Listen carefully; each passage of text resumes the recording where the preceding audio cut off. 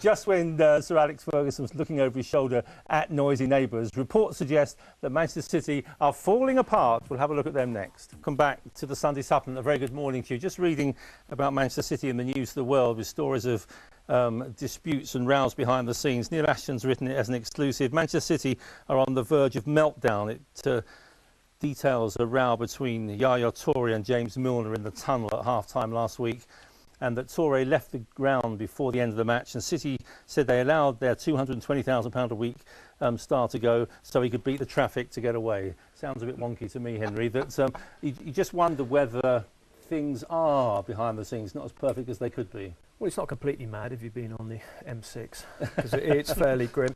I mean, it's a very interesting story by Neil, but if we rewind 10 days first, and there were just these huge obituaries about Manchester United with the sort of Rooney controversy, and, you know, they're not even the biggest team in town now, with Manchester City being on the verge of global domination and some people predicting they could win the league. So, you know, their season hasn't unravelled completely in 10 days, but they are clearly one or two fairly substantial internal issues. Is that football or journalism?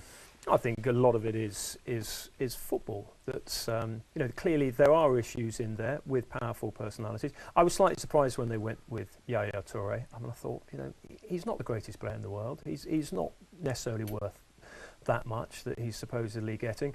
I was particularly concerned yesterday when I saw two of the Manchester City players arguing on the pitch. Adebayor and company. Adebayor and company. Company's had a good season. Adebayor arrived from Arsenal with a reputation for, you know, occasionally stirring up problems in the dressing room. So Mancini's gone out and brought in big, or not necessarily him, but the club have gone and brought in big, powerful personalities. You know, and there's an issue there. There's also an issue with the Derby. Then they got Birmingham. And then the one which could actually be quite indicative of Mancini's future. Middle of next month, they go to Fulham on the Sunday afternoon, lose to Mark Hughes. Yeah. Mancini could be in serious trouble. Yeah. I find it quite staggering. Yesterday, Brian Kidd was on the radio, assistant manager, saying basically it's the media who stirs up things that are going on Man City. We're all fine here, you know, lovely team spirit and stuff like that. And he was really basically saying it's an invention. Now, anybody can see with their own eyes when you see like Adebayor and company having a go at each other. We know, any journalist with half a contact knows that Tevez does not get on with Mancini. He doesn't like Mancini. He doesn't even think he should be the manager. Mancini made him captain, I think, to stave off a bit of rebellion there. Tevez quite likes being captain, but he'd love to see the back of Mancini. I don't think there's any doubt about that. Do you know why he doesn't like him? Well, they like Mark Hughes, didn't they? Yeah. Well, I mean, that was the bottom line. They did. He didn't like the fact Bellamy was let go, Tevez. Thought Bellamy should have stayed. I liked him. I have a little problem with people having a go at the players for this drinking culture, but some of them, you know, out a week before maybe. I don't have a problem with that in itself. But if the manager says he doesn't want you to do it, then don't do it. If the manager says it's okay to go out a week before, fine. But they seem to be sort of openly defying him. Oh, what does it matter? It doesn't matter. He probably hasn't got that long anyway. He won't be here. Yeah. Well, there's a feeling all the time with Mancini that he'll only be here another month. Yeah. Therefore, we'll wait till the next guy comes in, then we'll see what he tells us to do. But honestly, we've been down this road so many times with clubs. Chopping and changing managers doesn't work. I mean, it might not do. It doesn't mean it's not going to happen. I mean, I completely disagree with Mark Hughes being dismissed. I thought that was a crazy decision. But the whole point about Manchester City is they seem to have realised, certainly on high, that you can't have a revolution. There has to be evolution. You have to work on the academy. You have to bring the sort of, you know, good individuals in. I mean, the worrying thing about the Yaya Toure thing is that he had an argument with, hang on a second, he had an argument with James Milner.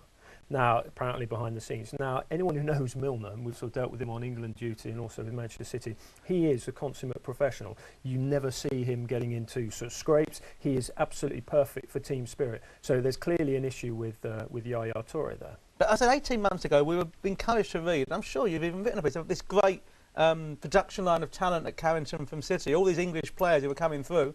Well, that whole policy was junked as soon as the new ownership took charge. It's then about let's get what we can get in from all over the world. And to be fair, I think they're going to end up, they'll be a top 4 team this season. I think they will, despite what's going on. And if they're not, Mancini will be given the push. If they think they're not going to do it, they're going to be in for the long term because they're the only team who can go out and spend 30, 40, 50, 60 million without even blinking an eye. So they are going to be big players for the next 10 years. But that is a step forward. The But fact it's a is change that it's a change Manchester in City were never going to win the title this season. I didn't quite understand all that sort No, of I hype at agree the with beginning that. of the season. What Manchester City were about this season was a decent run and maybe one cup, but particularly finishing in those Champions League positions, being in the biggest party in Europe. And, Why you know, the was- sort of why? Tuesday and Wednesday night. Why was City not going to win the title this season? Why? Did you Quality think? of the players. No, I'm just asking you why not. Because they're not in Chelsea's league. No, Despite having beaten because them, the players aren't good enough. So, despite spending hundreds of millions of pounds, these players aren't good enough. Is that what you're saying? Unless you're Mourinho, you don't have an instant impact. But But that's as a manager, it takes time. But it's not- yeah, What do you mean Sean, it takes your time? club hasn't They're won not anything for prepared. 40 years. They're It not- takes time. They're not we don't have hundreds of million pounds worth of players.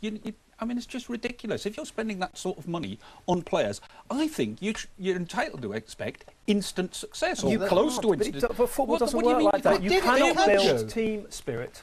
They that will quickly. change the manager again if it doesn't work out. They will change the players again if it doesn't work out. Well- And eventually, They'll if get you the- spend No. 700, 800, 900 million pounds, eventually you will buy a team that's capable of winning But the league. you have to give the possibly with a manager smaller time. squad. You have I to think give the manager I think time, the bigger sure. squad is the thing that causes most problems because you're leaving out really Yeah. top-earning, big-money players, and that for me causes But the the thing is, you play biggest Silva problems. when you can't play Johnson. He wants to play now. Well, exactly. You know, how do you work it all They, out? they were too narrow yesterday. I mean, Mancini clearly made a mistake. I mean, Wolves play with width, and Jarvis has been terrific, and they were far too Wolves narrow. are better But than I do, people think they I are. do love this idea of players being unhappy. And isn't it bad that players are unhappy because they're not in the starting team? If I was a manager or if I owned a club, I would